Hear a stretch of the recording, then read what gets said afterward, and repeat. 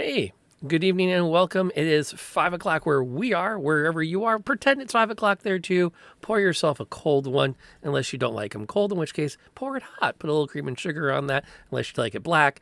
Come on up to the bar, pour some Baileys in it, and join us for happy hour at the Old Timer Tavern. My name is Rob, aka Lantern Noir, and I am joined by... Graybeard Tavern. Welcome aboard. It's been a bit since we've sat down live. And we were thinking this week we are going in on the concept of the big bad evil guy. Do you want to do a quick 5-minute recap of the last couple of weeks? A quick highlight. Oh, quick highlights. They're coming to a head in my Saturday night Old Guard gaming group, which I'm really looking forward to. And you can see me on Thursday nights over at Indoor Adventures, 8:30 Eastern Standard Time, playing Pulp Call of Cthulhu. That's it for me, G. Where's that going to be at again? Indoor Adventures. Adventure. How do I not have him preset as a shout out, because he is awesome. And Sarah and Shadow, welcome for hanging out with us. Pull up a stool, pour yourself a cold one, or whatever you want to pour yourself. We don't judge. And Adventures. I think it's Indoor Adventures, right? Nope. It's Indoor Adventure. Yeah. Adventure. So No S, I think. He had trouble with branding for a while there. one last try. Indoor Adventurer. Their last adventure was, I give their game table a visit. Aha! Okay. I think the command's on cooldown now. Anyway. All right. Yes, Lovecraftian stuff can be a lot of fun. It can be really neat to explore. I am also going to file that away for our Friday night game. Sarah actually is in my Friday night alternating game, which we have entitled the campaign Dances with Dragons, because they're all dance types. Yeah. And we're having a grand old time with it. I have to tell you, though, they're not sure what to make of Clarton Kiship. Because in our Learn to Play session... that we did a little bit of a like mini role play where there were no rules. It was just we're all going into the bar together after St. Patrick's Day, and zombies attack. Got it. And so we just narrated and we just talked about it. We set the scene. I used a little bit of a page from Kids on Bikes where it was a very collaborative discussion. So it was a lot of everyone adding in elements to talk about, and then we used coin tosses to determine success or failure. So whenever we got to a spot where someone said, "Can I?" and I was like, "You can always try," and we flipped a coin. Nice. So little things like that kind of, and of course there was one moment classic of I want to do this. I'm like, well, let's see how that goes for you. And the fun part was the woman who suggested that was a gamer herself. So she's like, well, how do I roll? We're not using characters. I'm like, just flip a coin. But we made our characters, and then we still had some time on the clock. So I said, well, let's do a proper now real D&D combat, so you can get a sense for some of those mechanics. And before this, Clarton made an appearance in the little pub to chat everybody up. And because I didn't want to run the NPC when the zombies got there, I wanted the party to take these zombies on their own. He ducked out the back door as soon as they came in the front door. So, I have hero things to do. Exactly. It was he was very much in the very same vein as of the I am hero, which was a lot of fun, and we had a good laugh or five. Good. Oh, that's awesome. Awesome. Yeah, and so that's part of what I've been doing. I've had a couple of new campaigns get started up off stream. The Sarah's group is currently playing through Dragon Heist. I have another group starting next week. We're going to be playing through the first 3 or 4 adventures in Candlekeep. Oh, okay. I'm retiring in 24 days. So jealous. It's a little bit surreal to be watching the track. Well, I mean, I'm retiring from teaching. I've got multiple spreadsheets now for tracking my income across all other revenue to make sure I keep up what I need to for the house. Right. But it does look like Professional Dungeon Master might despite previous conversations, might Hmm. be on the radar as my official stated Occupation. occupation. That's Um, awesome. it's a little bit. This is it's a Waterdeep Dragon Heist is the official name of the adventure. There are two Waterdeep published adventures. So, Waterdown is I don't Oh know what yeah, yeah. Waterdown is. That's what that's what you do. That's what they do right before you kill the tavern owner. No, Water Down. What is Water Down? Isn't it a book?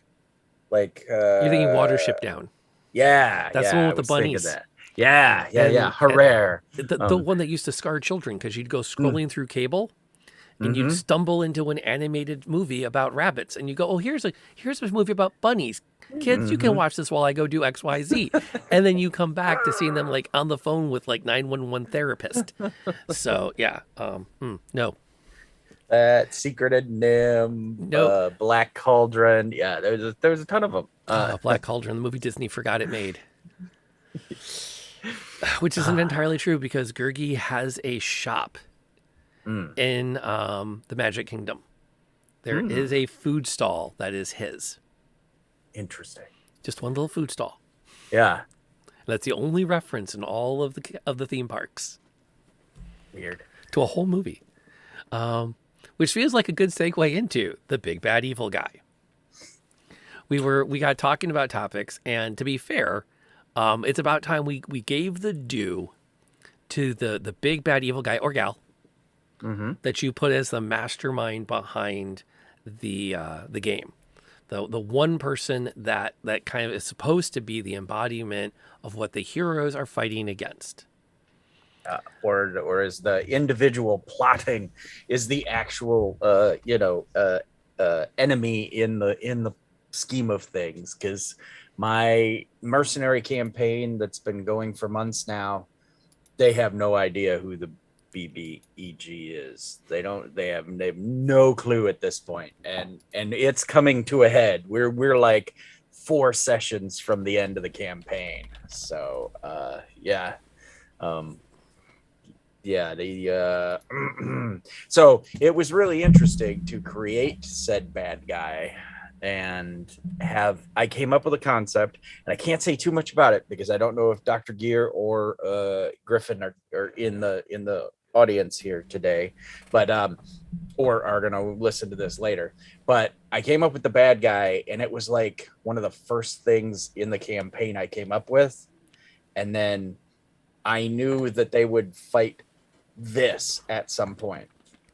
And so yeah, so I'm really, this is months and months ago that I came up with who the villain's going to be. And so I'm really excited for it. So but yeah, giving them their due and making the patsies and putting in the red herrings and the lieutenants and setting the clues to lead to the big confrontation. That's what story writing's about. The question is, do we need a singular big bad?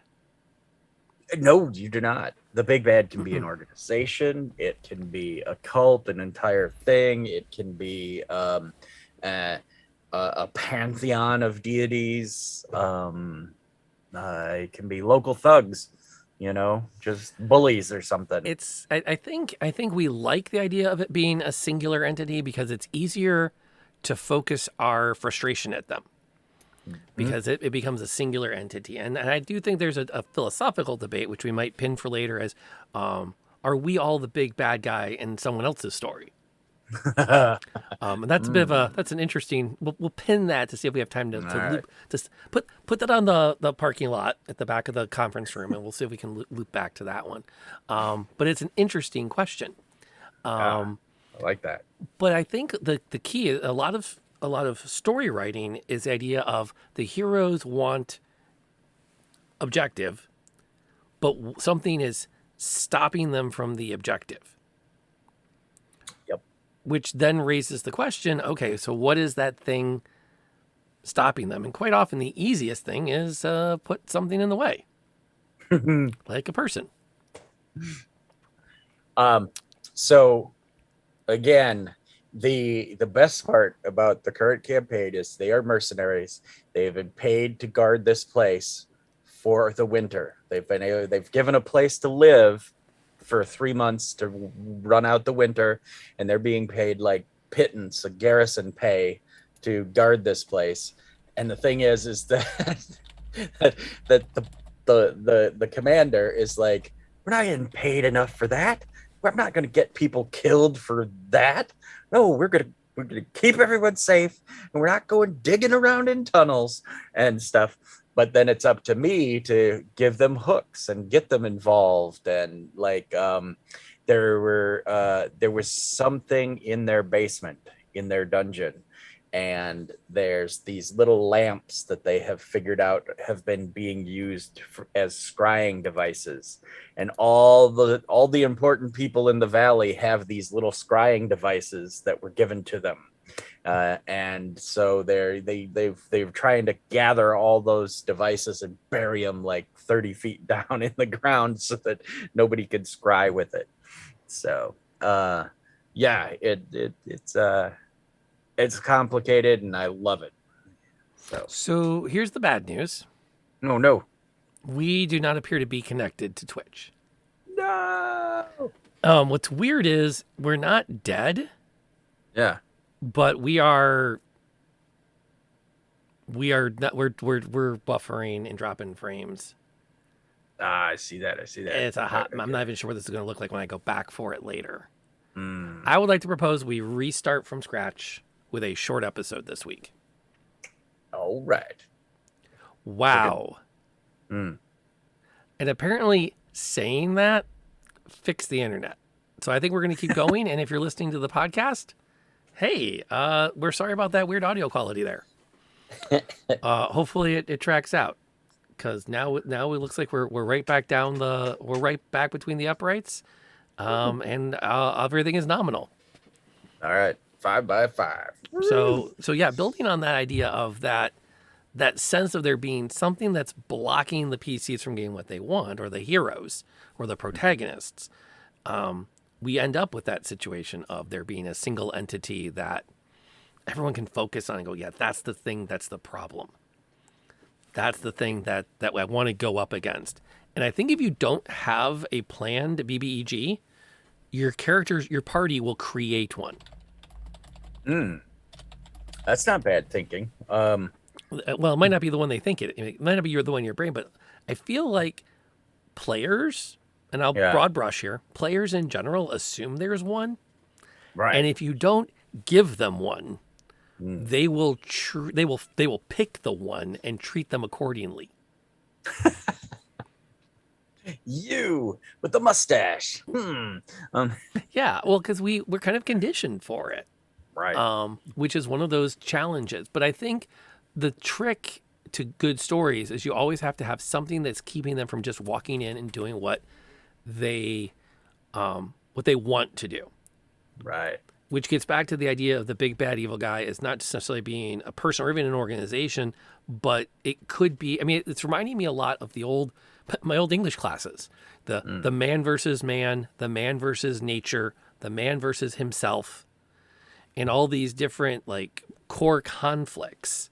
Yeah. And you could build a campaign that's literally just party versus nature, where the big bad evil guy is wherever they are. Right. In a lot of ways, Curse of Strahd could be run without Strahd and still be a terribly horrifying game. You could take Strahd as big bad and push him down to be like, oh, he's just the annoying king in the castle. Like, yeah, he's a vampire, whatever, we'll stake him later. And you still have a pretty horrific game when you look at the domain of dread that he has created. Right. Where the domain becomes the big bad evil thing. Right. He's just trapped there. He's a prisoner of the situation who cannot die, and he's not the thing keeping you there. It's the lords of dread above him, or just the realm, the pocket dimension itself. Yep. And Sarah raises two great points. People circle around the idea of a common enemy, and if the players aren't simpatico, then the common enemy gives them a common bond. And that's, I think, for a lot of Dungeons and Dragons in particular, The I don't like you, but we both hate them is like the way a lot of parties get around developing some reason to be together. Right. Because no matter how much they might be like, I really don't like adventuring with this kind of a person because they rub me weird, or this person screwed me over here, or Kender are just evil, whatever. Paladin. Yeah. Oh gosh, we have a babysitter. Mm-hmm. The common enemy creates this really nice arc where it's like, hey, at least for the duration of this campaign, you're all on the same page because you're all trying to do a thing. Nope. Which gets into what makes for a good big BBEG. Ooh. So I really like, and this is so much easier to do in a movie than it is in a game, is when the big bad evil is in your face. He's like the head of a church, and Cardinal Richelieu. Yeah, exactly. What are you gonna do? You can't just murder him, but it is really hard in a role play game because characters are like, "Nuh-uh, fireball." You're like, "No, you can't. No, you can't just, sneak attack. Roll initiative. I killed the cardinal. I've got the alert feat and and max dex, and there's no way he's gonna get a speech out before I put an arrow in his eye. John Wick puppy killer. Yeah, like that guy's that kicked everything off. Speaking of which, if we can just sidebar for a minute. Sure. We as dungeon masters, I think I will speak for both of us here, but feel free to chime in if I misstep. We invest a lot of brain space to our BBEGs. And this includes giving them motivations. This includes giving them character. This includes planning how they're going to take the party out, naming their minions, giving them backstory.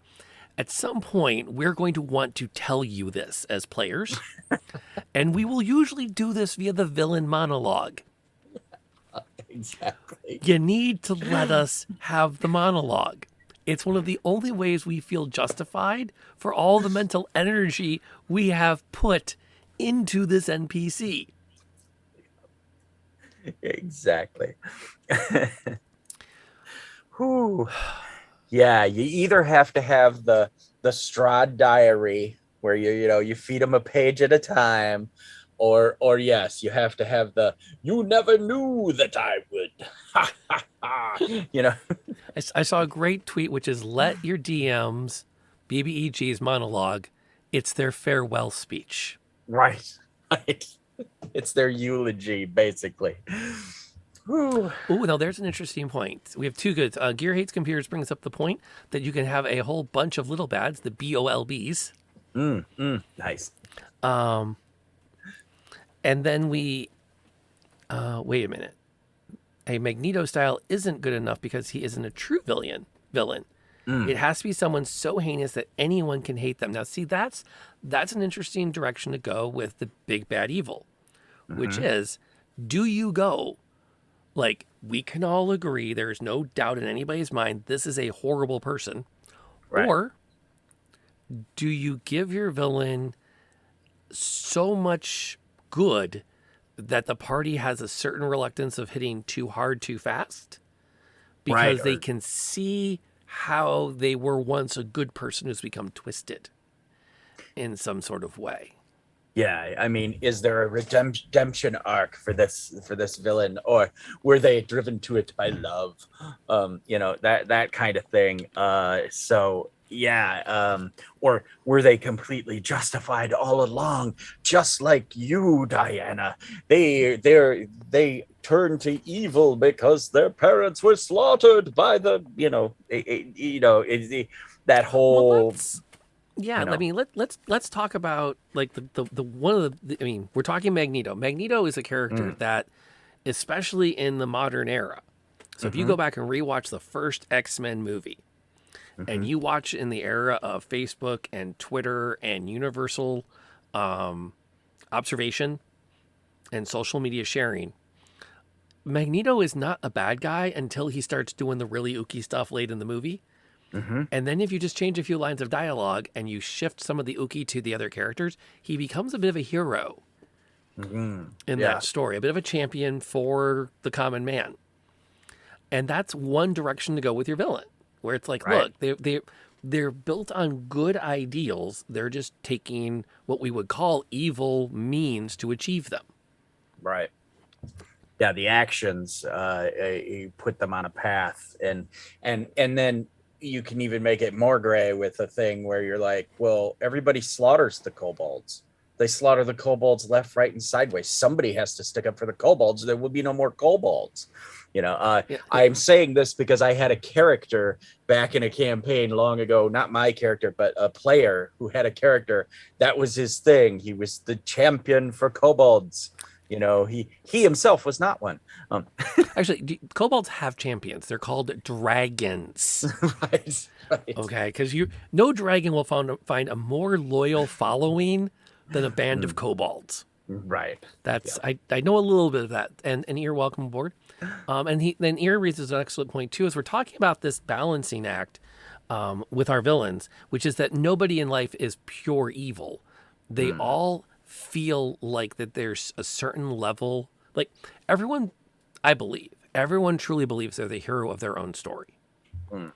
And so even your best villains should believe they are acting in a way that is good or justifiable.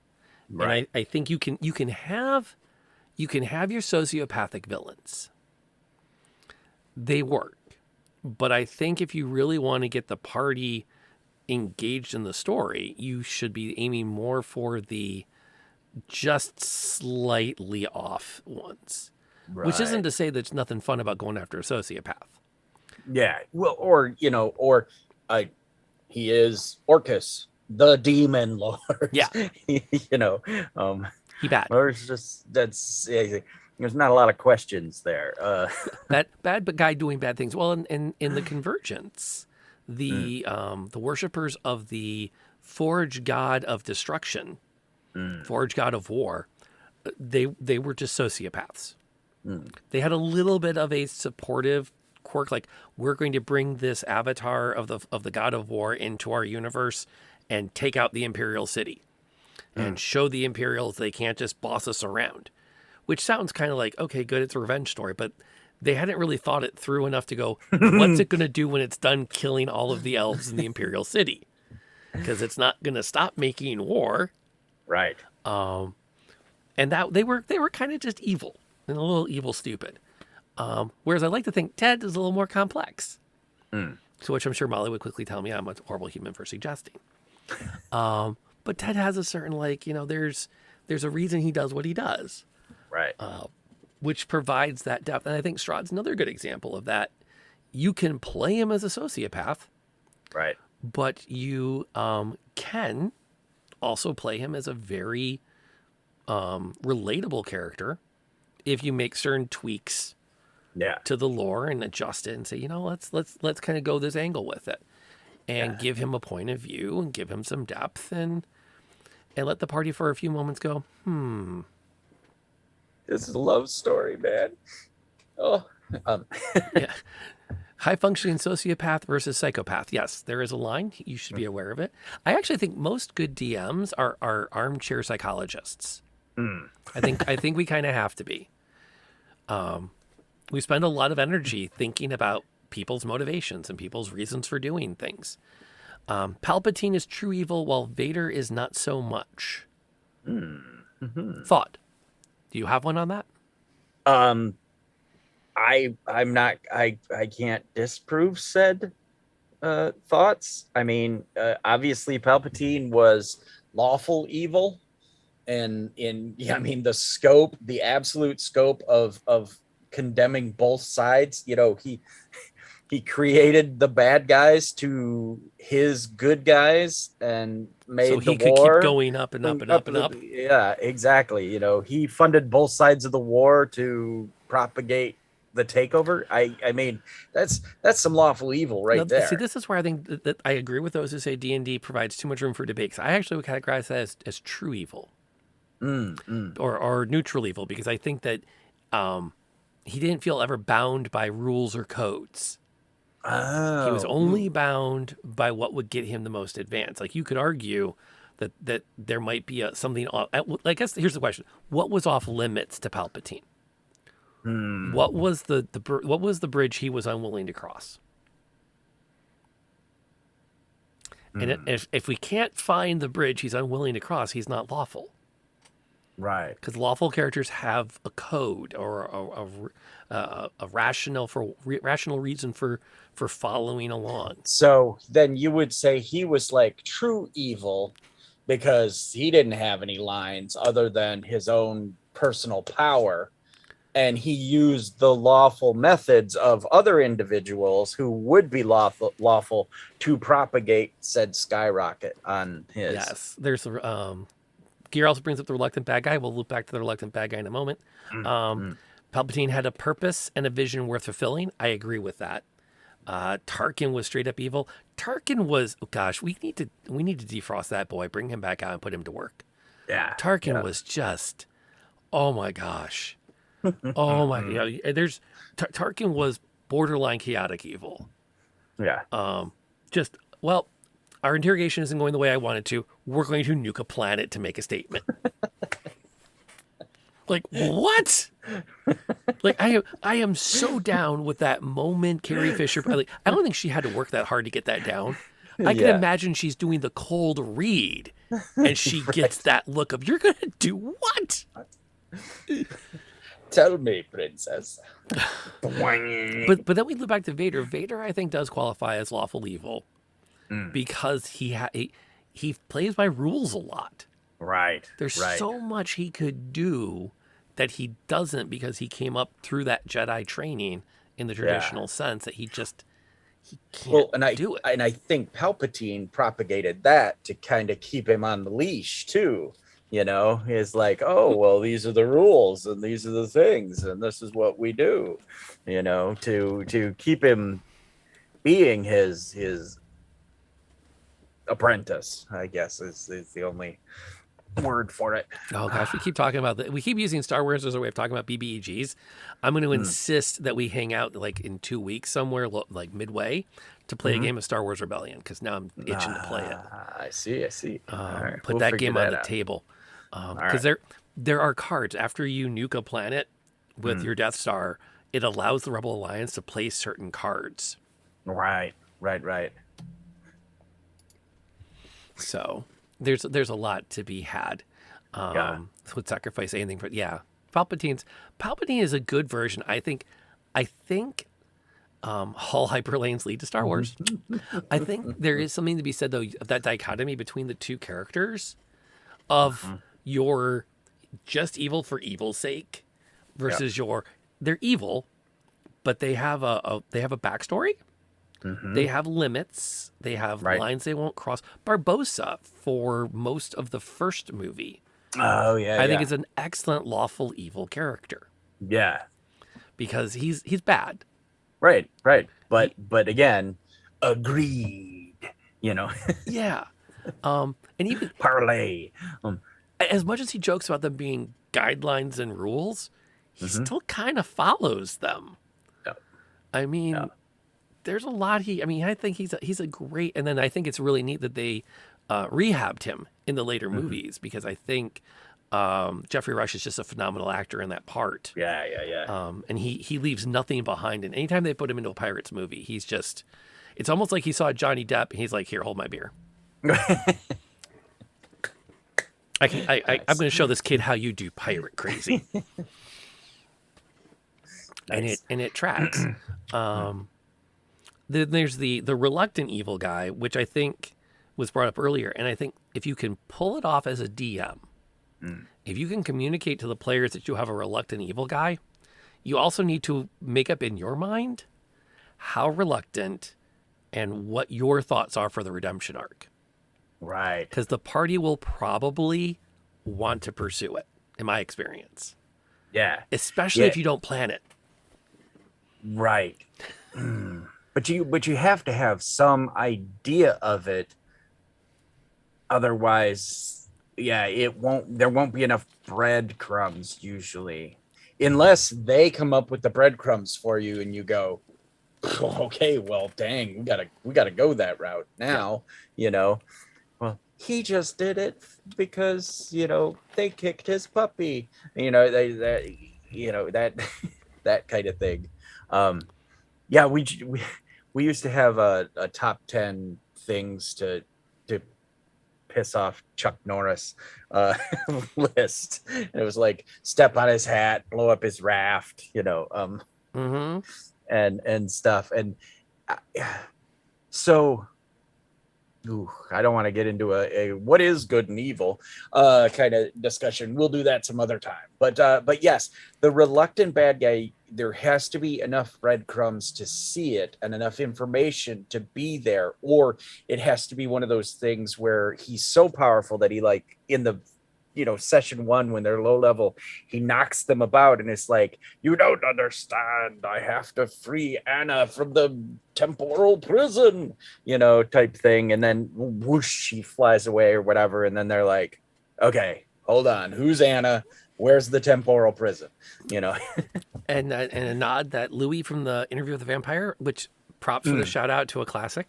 And I hate to say this, it is a classic now. We are of that age. It raises a question of, when do you tell the party that you have a reluctant big bad? Because another angle is, you sweep the big bad in early at level 1, 2. Haha, I am evil and bad, and I am doing all these things.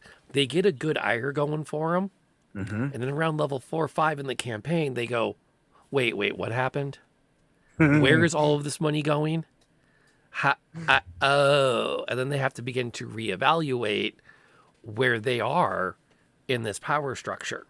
Right. Because it can be kind of fun to put, I like to, at least, to create if I'm going to create a storyline, to create one where the players do have to stop and go, okay, time. Are we the baddies? And I think that's part of, the trick is when the players stop and go, are we the baddies? You start to get some really good character dynamics and some really good storytelling, because now everyone's taking the time to go, okay, where's my character's headspace? What does my character value? What do we define as being the baddie here? What is justice? Which I'm sure there's somewhere an old school guy going, no, dude, I just want to kick down the door and kill the kobold. Yes, just, exactly. No. And for some reason, my brain is filling up. I don't know if you saw this. It was an old Dragon magazine cartoon. And it was two guys wandering through a dungeon knee deep in dolls. No, but now I'm going to look for it. And the guy's like, whatever happened to just killing the orcs? I mean, we're knee deep in these Cupid dolls, and neither of us knows why. But they're clearly part of what we're supposed to be figuring out. And like, they shuffle through a doorway, and there's like a chasm. There's a chasm, but there's obviously a puzzle here we're supposed to be working out, and we haven't killed anything in days. Right. And it's just like, it's that moment of like, you get a little too heavy on your moral dilemmas, and the party will burn out. Well, and when we played Waterdeep, I don't think there was a single player character who was a good guy. I think all of the players were playing characters who were not good people. None of them were good people. One of them was an assassin. One was like a gladiator who was to be like, oh, why am I not supposed to be killing people? And just a psychopath who thought he was the hero, of course. I'm the hero. And there was a guy who was, who kind of had a vengeance story going on, so it could be crazy from all ends. But yeah, maybe sometimes like a Suicide Squad situation where you're the bad guys, you don't know or think of yourselves as the bad guys, or even if you do, the BBEG is the thing that needs stopping at the moment. Right. the greater evil, as it were. Yes. And that can be a really good story.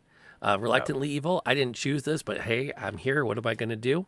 I feel like there are a lot of lieutenants in stories that end up as I didn't mean to be evil. Right. But they just sort of ended up there. I almost finished. I got pretty far with running a vampire-based storyline in a LARP in college. And one of my favorite characters in it was his personal guard and swordsmaster, who has sworn an oath to remain loyal to him eternally. Whoa. So when the dude became a vampire, his guard slash house, master of the house, just became a revenant. And it never, he never meant to be evil. He thought he was swearing an oath to a relatively decent dude at the time, but there was no out for him. Right. He had to loyally guard this guy, which meant kind of doing evil stuff. Well, and even then, sometimes where, okay, how do I break my own personal honor, my own personal code? Because I have given my word, I have sworn an oath. And, you get into the modern thinking of, well, I won't disobey an evil order. But, how do you let yourself down then in those situations? And again, like I said, in a modern sense, in our modern thinking, it's much different than back then. Oh, no. I have sworn unto God that I will protect this person eternally. Ugh, he's an evil guy. Yeah. Well, and the neat thing with the supernatural game, you have the opportunity to create almost like a geese out of it, where it's like it's weird. There's a way to communicate that with your players to a degree, because it's not something we traditionally think about, but it's the idea of this could be a case where he just can't not. He can't even fathom. It's beyond comprehension. You can tell him he can break his oath. Yeah. But those words don't translate. Right. They go in, but it's something that they're just compelled through magic. Because that's another thing we can't forget. D&D and a lot of fantasy games happen in a universe where you can literally make someone love you with magic. Right. And or hold them to their word with magic, or yes. And I think that gets downplayed a lot. The potential for evil without even incidental evil, I guess. It's not big bad level, but just the incidental, okay, we were kids on bikes last week. Can I cast a spell that makes him turn around and run away? And that came from one of our players who was not highly versed in the Harry Potter universe. And those of us who were like, no, you can't cast that spell. It exists, but nobody casts the spell that takes people's bodily autonomy away. You just don't do that. Right. It is one of the core tenets of, the magic universe. So. Yet love potions run rampant at Hogwarts. Yeah. I don't know. It's, yeah. Free thought be damned. Maybe love potions have limits. Maybe. I don't know. I haven't read the books, so maybe they wear off or something. Or your true intentions can. A love potion can't make you do anything that you wouldn't do. At some point or whatever. They just push things along. Yeah. The big bad evil guys of Game of Thrones are not being discussed on this particular podcast because I disavow all knowledge of how that series ended. We're just gonna. That's all I got to say. And if you were born between seasons 6 and 7, and your parents named you Daenerys, I am so very sorry, and I hope your name change paperwork goes through soon. Wow. Let's see. What are some of or perhaps they don't understand they're being evil. Yeah, and that was a good trope I really have enjoyed in the past. Is the so I had a family that was, how to put this, they could take the place of each other at times, and so one would just become the other. So you would you would be chasing after a 10-year-old boy. He'd turn the corner and he would turn into his uncle in full plate mail and, smoldering red eyes and, the mace of destruction is kind of thing. And you turn the corner and the evil uncle would be there to like, why were you after my nephew? And then bang, bang, the party would take. So yeah. And so the party is chasing all these different aspects of a single being, kind of. They're the multifacets of it, coming in and out of existence. So again, yeah, maybe they don't know they're being evil, or they're absorbing life force from people around them. People are just dying at random because they're absorbing their life force or something. And so the big bad evil is, when the party finds them, they're just someone who's trying to live, and they're not doing it on purpose. It's just happening to them, so. Which loops back, I do want to mention the touch base too, adding into our conversation about evil is the I'm not evil, I'm just drawn that way. Is another way. I think that kind of riffs well off of the idea of it's how things are presented.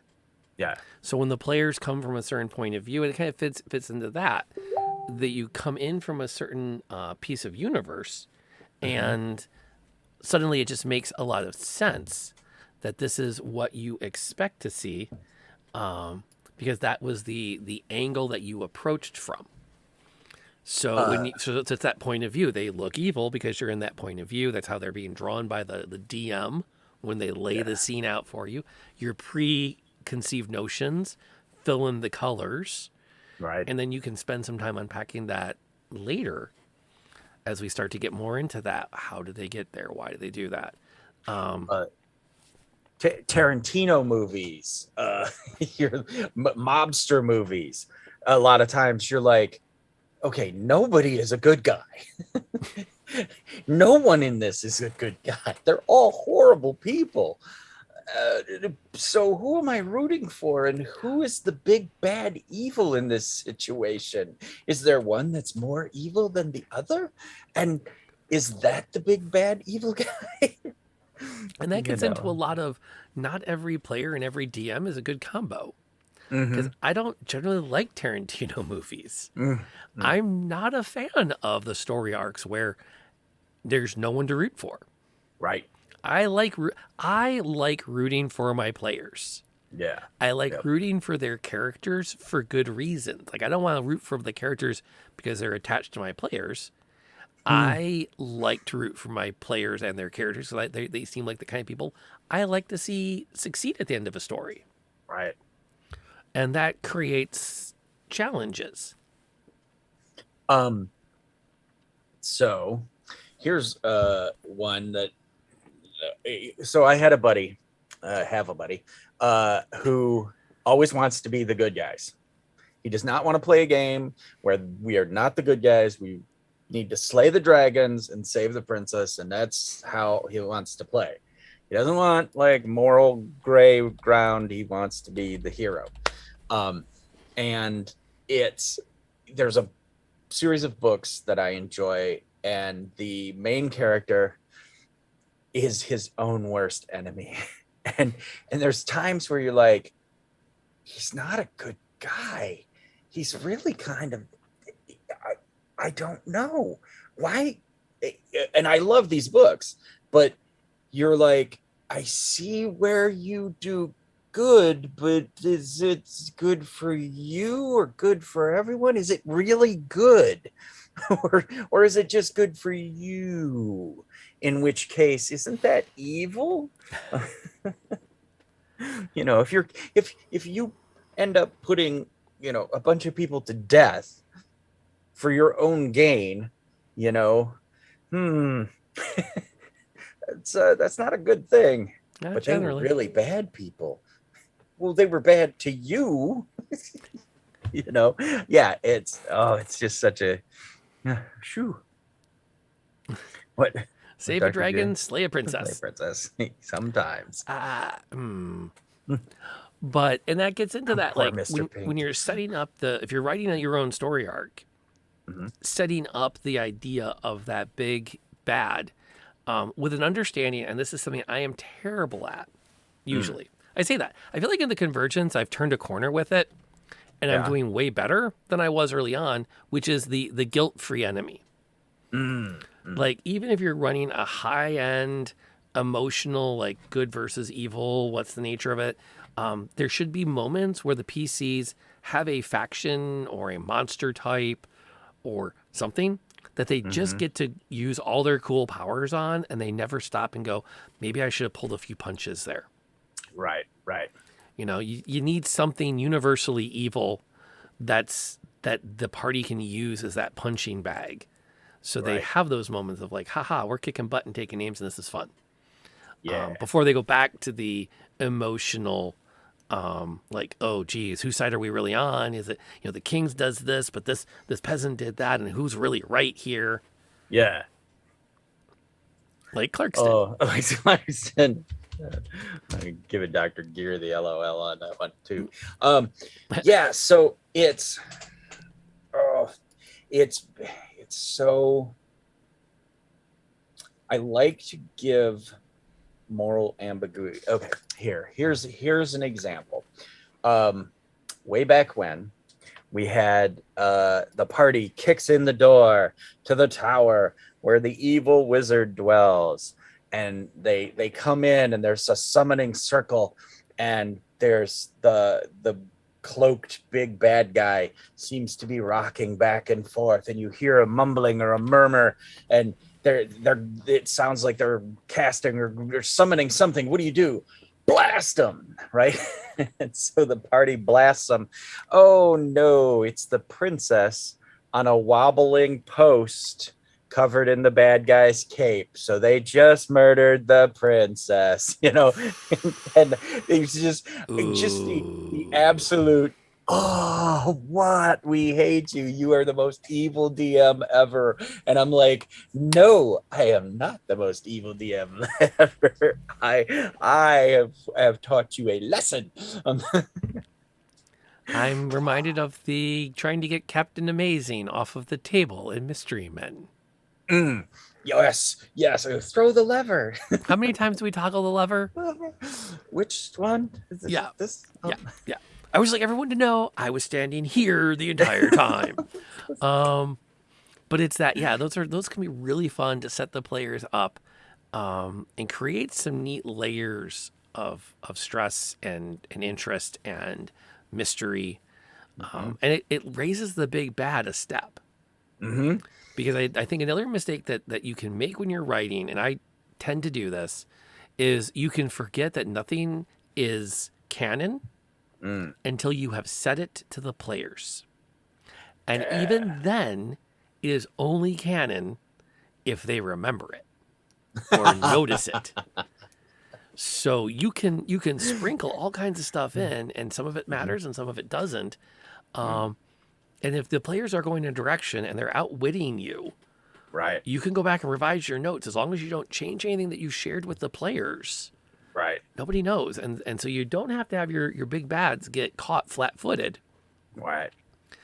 Which creates this weird thing about running a big bad that I've seen happen at certain tables where you have a very adversarial relationship where the player's like, we're not telling you the plan until our plan is finalized because we don't want you to figure out how to get around it. Right. Yeah. I remember those games. Yeah, and that's fine. I mean, if this is a 1v4 game where you are trying to outsmart me, and I'm trying to outsmart all four of you, and that's the game we want to play, I do not yuck on other people's yums. Yep. You rock out with your bad self. I am not smarter than four other adults playing D&D put together. So I need the heads up about what you're planning. So I have time to workshop and resource and brainstorm ways to keep the story interesting. Right. Yeah. If they're just like, day one, we use divination magic to figure out where the bad guy is right now. Okay. Step 2, kill the big bad guy. Yeah. I mean, you're like, oh, hey, that was fun. Okay. So, I've got this binder of story that we were gonna go through, but now this bad guy's dead. So, next week, new campaign. Um, And no, Sarah, I am not smarter than the five of you put together. Source should want Just because you're dancers does not mean you are unintelligent. No, no, no, no, no. No. Um, And I also, Clarkston's a dead man if you go after him. I mean, he's not that good. but it is part of that. Like, it comes down to how your table runs and that trust factor. And we've talked about this before too, about matching player style to DM style, Mhm. and there's a covenant of trust where if Yes. I use knowledge I got from you via like, oh, we were planning this out, we thought we figured out how we were going to take out the big bad. I have to have a good reason the big bad is ahead of it. Right. It can't just be to draw the game out, and it Mhm. can't just be because I don't want him to die yet. There Right. has to be a rationale that he is ahead of the curve. Right. I mean, even if it is, hey guys, give me perception checks. Okay. And then they're like, what the hell? And then you're like, oh yeah, Salacious Crumb was hiding around the corner. And he heard their plan and was like, hey boss, they had their chance to catch Salacious Crumb hiding around the corner. you know. Yeah. I Yeah, and think there's, that. I mean, if you can, but that's the thing is if you can justify it to if the players feel justified and entertained by the story, Mhm. how you got there is only of in my opinion, only Yeah. of modern importance. But again, that's assuming you have agreed to a collaborative game where the DM is creating interesting challenges. If you've Right. agreed to a game where the DM is trying to outsmart you and you're trying to outsmart them, hey, all Yeah. bets are off, man. They're going Right. to have their Right. private Discord channels. They're going to plot. They're going to release their plot in stages. And you as the DM have to have everything written down. Yeah. Because otherwise, you just, oh well, shuffle. This is, oh, he wasn't there. I wonder why. Yep. This is too easy. So, because yeah, if you're playing the adversarial game, you really do have to have it written down, because otherwise, it's too easy for a DM to cheat. Yeah. Why, of course he's 22nd level and has the wish spell. One of the way back, like 83 or 84, the module where the it was the one right after Keep in the Moat House, the village of Nuln. It was like the village of Hamlet, and then yeah. Anyway, so the second module in the series, the cultists literally retrieve the body of the head priest from the first one and resurrect him, and it was in 1983 or 4 or whatever. It was so mind-boggling. It was just, we were like, what? They got the body of the bad guy and they brought him back to life, and now he's higher level and stuff, and oh wow, that was just so amazing to us back then. That we were like, you can do that. So and it made him just that much more of a BBEG, because we were like, oh, we gotta kill him again. you know Once just so isn't enough. We have to push through.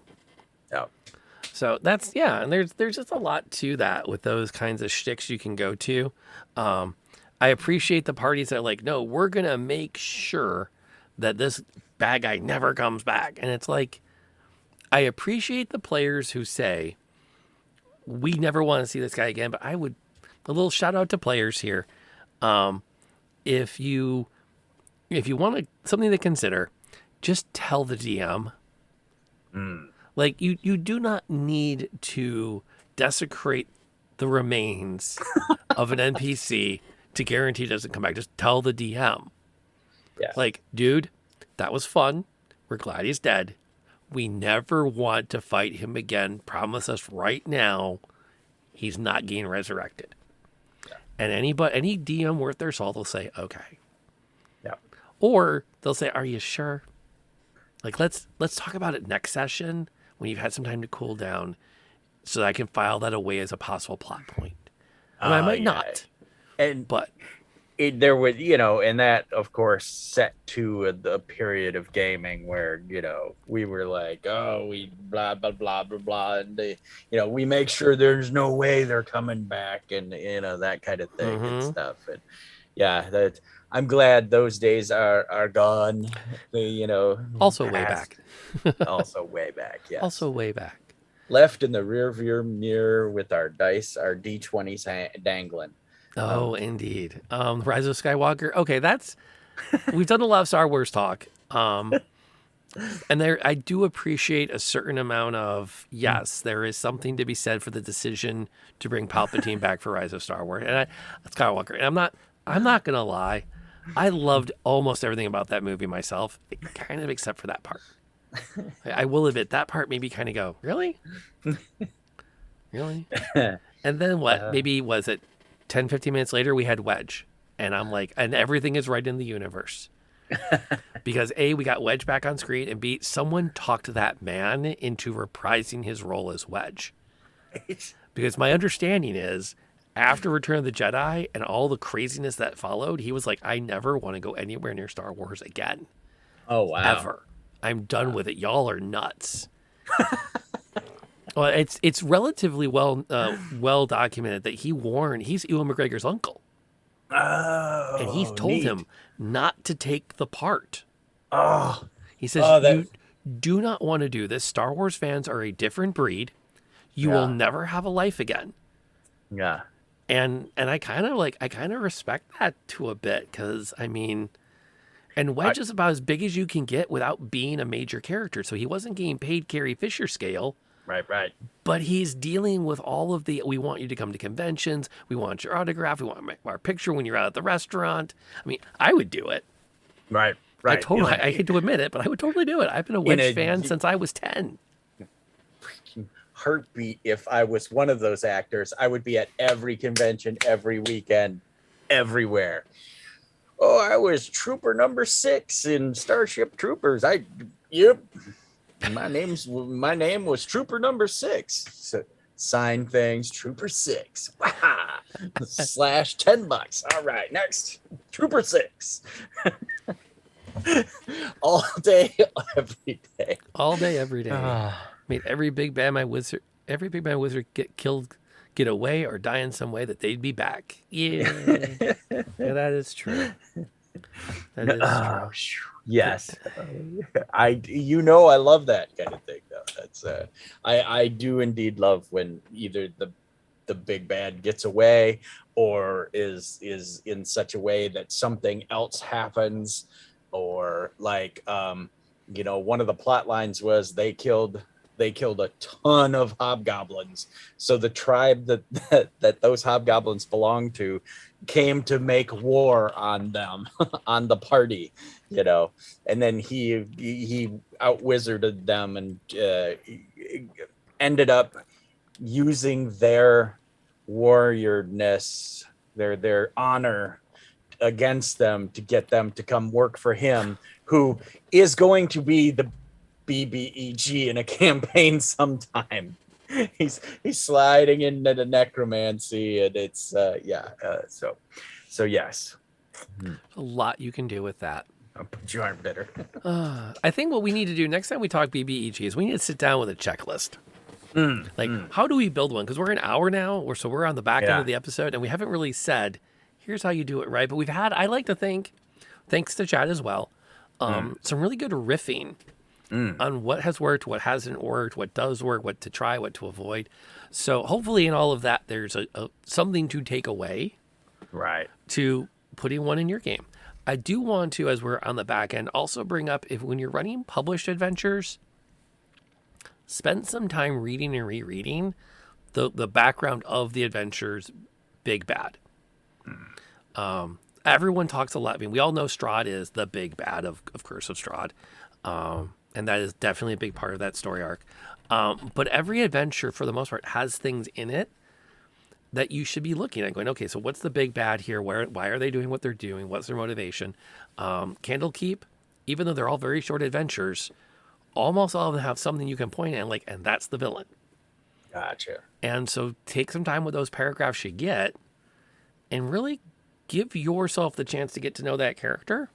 Because the more you know it, the more you can bring it to life in a way that makes it more than random Palpatine to murder. Mm-hmm. You know, think about why they're doing what they're doing. And if they are random evil, then you got to know that. Right. And you got to lean on it. Right.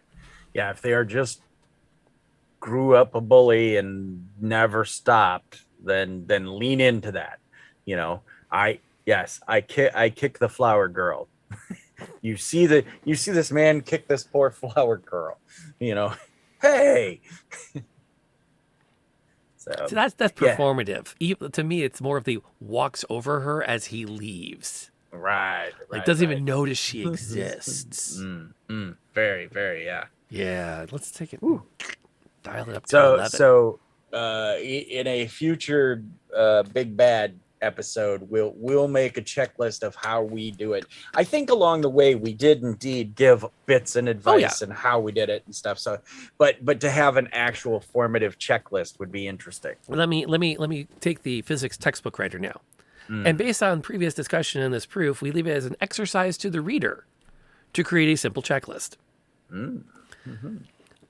I feel like that's physics professor code for I'm not entirely sure how this works. So I'm just going to write, and we will leave that as an exercise to the reader. Because you see that with alarming frequency at the end of proofs when they get to a certain point. It's like, and you can get it from there. Like, good luck. So talk to us now as we're winding down. What's new and exciting and coming up in the Greybeard Tavern universe? Okay, so Saturday nights not streamed, but Old Guard Gaming, they're going behind into the world behind the waterfall. Ooh. to get that much closer to the end of the mystery of where the blue scrying crystal, the ultra blue scrying crystals are coming from. They have decided they're committing to it. They're going behind the waterfall and going to figure some things out. And so that's going to be up on Saturday night. Thursday, that's before Saturday night. I'll be over at Indoor Adventure. We're doing Call of Cthulhu SCP, which is an entire universe unto itself. If you look up SCP online, there are like 6,000 wiki entries, and you can look it up on YouTube, and there are all these little stories that are just beautiful fan written stuff that create this universe of everything from like helpful dolls that are over helpful. It's all X-File kind of stuff, but it's so much fun. And that's 8:30 Eastern Standard Time over on Indoor Adventure channel. And then Sunday, I have my Wilder Myth where I get to, play with all my toys, and we have good adventures with that as you, the audience, as player characters, trying to survive my tactics.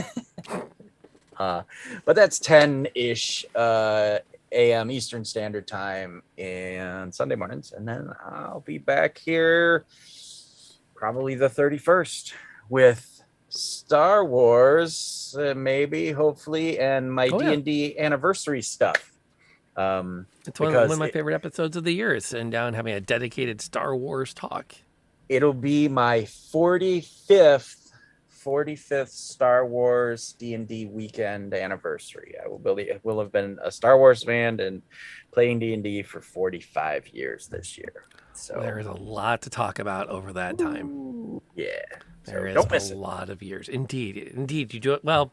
as much as one pays for a seat when we're streaming the podcast and then putting it free on our podcast platform of choice, which all you have to do is search for Happy Hour at the Old Timer Tavern and you will find us. Spotify, Apple Podcasts, and Overcast. Anchor. We're on all of them. Anchor is our official host, and it works out really well there. And I finally got the shout out to work for Indoor Adventures. Yes. So we got that up there. If you click that link, you can give him a follow and you can see Graybeard amongst with an amazing cast of role players, having a grand time over on that channel. For where I'm at, tomorrow night might be the finale of season 1 of The Convergence. Whoa. Really? I'm not entirely sure. But it's one of those where, like, I know the event that's going to end season 1 and start season 2. Yeah. And I think we're at it. Wow. Okay. And it's kind of crazy. So yeah, it was one of those where they've been building to it. And to be fair, as a DM, I could create roadblocks. Right. I could say, okay, well, they want to get to this thing to deal with this thing, but they can't because of this new thing. Right. But I also feel like there's a diminishing returns on roadblocks for roadblocks' sake. Right. And the party is kind of primed to confront Ted and deal with it. Yeah. And I don't believe I'd have a mutiny on my hands, but I do think I'd have a certain level of dissatisfaction if I went, oh no, you can't confront Ted this week. This week you still have to fight your way through these things. So, and that that confrontation is going to start to wind down season 1. Yeah, well, and I see what's so shocking about that is I thought you had a set amount of episodes for the Convergence. Oh, we did. Oh, okay. According to my outline, it was 11 episodes. Oh, okay. All right. Tomorrow night is episode 21. Yeah. Yep. Waterdeep Dragon Heist should be about 14 episodes. 52 episodes later, we finished Waterdeep Dragon Heist. Yeah. I'm entirely putting this in the hands of the players to decide how and when things are going to happen. And I'm kind of approaching season 2 with a similar mindset. I've got 3 major arc events that that are going to happen. I have the end of season 2 reveal of like, hey, this is the thing you learn, and this marks the end of season 2. Yeah. And then season 3, I've got, again, a couple of benchmarks. Like, these are things that have to happen in the major arc. And whatever they do, they do. Right. And whatever they fixate on, they fixate on. And I'll just play with whatever they pick. So that's Wednesday night. That's tomorrow night back here. Arwen, who's just popped in, welcome aboard, is in my Sunday night game of Ravenloft. And it was a lot of fun. We actually played last night as a makeup night for Sunday night's cancellation. And we're having a blast with that. They almost skipped Madame Eva. Oh, interesting. They wanted to be sure they got to Vallaki before nightfall. Right. And therefore, they did not want to talk to Madame Eva or any of the Vistani because that was a distraction that would put them behind schedule. Wow. And I'm like, I can't imagine. Oh, how do we, like, my brain is like, we can't skip Madame Eva. Like, they can't skip Madame Eva. There's so much lore dump talking to Madame Eva. Right. Well, no spoilers. I would have like cake knife, cut that out and put it in front of, Vallaki. Bleh. Hey, right outside Vallaki as you arrive. The second I thought they were going to be, like, the minute my brain realized that Andy might not be successful in talking the party into going to see the Vistani, I'm like, where do I put them? Yeah. Like, they need to be somewhere else along the road because this cannot be skipped. Yeah, you gotta shuffle. This is too critical. This is mission critical. It sets up who's who and why they're who they are. Got to do that. But that's Sunday nights. Saturday, we have our pirate game still going. Yeah, they're having a blast. If you are 18 or older, I strongly encourage you, skip. I see this as the good old days where we get up in the morning, we come down, we pour a bowl of cereal, we plop down on the couch, and we wouldn't move until noon. You can do that by watching The Bit of Victory. It's like cartoons for grown-ups. Right. Right. Nice.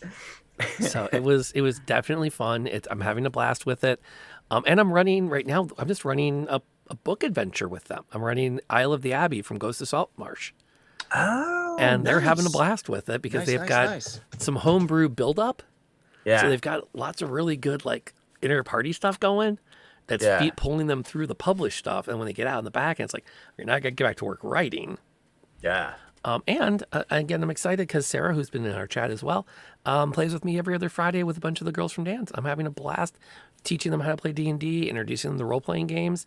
Half of them have played before, half haven't. And Nice. it's really neat and a lot of fun. So there's a lot of stuff that's been neat. I will shamelessly plug, if you think either of our games sound interesting, you can go to startplaying.games and search for Lantern Noir. You will find me there, and you can talk to me about putting a game together for you. Because I got to still pay my bills after I retire. Exactly. Exactly. And what better way to do that than to play some Dungeons and Dragons? Exactly. It's a win for everybody. And usually it's like $15 a session. So it's like roughly the cost of going to see it, again, as Sarah points out, a movie. Right. There's your not so obscure movie reference. Well, and it's what, 3 hours? Mm-hmm. I mean, that's a hell of a big movie. They just don't make them that way anymore. Yeah, Marvel does. All right. But parting thoughts about the big bads before we say goodbye to our podcast listeners. They don't have to be big. They don't have to be bad. They don't have to be evil. They definitely don't have to be a guy. But for some reason, they have to be in the way of your party. And with that, folks, thank you for listening. Thank you for downloading. And if you would do us the ever so small kind favor, leave a review on that podcast platform of choice. It'll help other people find this podcast and enjoy the same content you have. Until next time, folks, please, wherever you are and whatever you're doing, stay safe. Okay, so if you are here live, you did not have too much fun. You had exactly the right amount of fun for hanging out on a live stream with us two grognards. Mm-hmm. That's exactly the right amount of fun. That's why we do this. Well, and we talk so much, we didn't get. Look, I didn't drink much grog or be much of a nard at all. So, Well, we did what we did. Okay, where are we going to send everybody? I'm looking to see who's currently online right now that I've hung out with. I think I'm going to throw y'all at Lady Arcanist, who is currently playing Brigadine, Legend of Rucernia. Ooh, that looks good. That I put that on a wish list. Really? Okay. I don't know the game, but I know her. She is also a role-playing nerd, a gamer, and a lot of fun. And so we are going to ship you her way. Lady Arcanist, because unlike coronavirus, sharing is caring in the podcast, in the streaming world. So we're going to send you off there. Thanks for coming by. Thanks for being part of the stream. Thank you for lending your thoughts to our product. And we'll see you all back here in 2 weeks.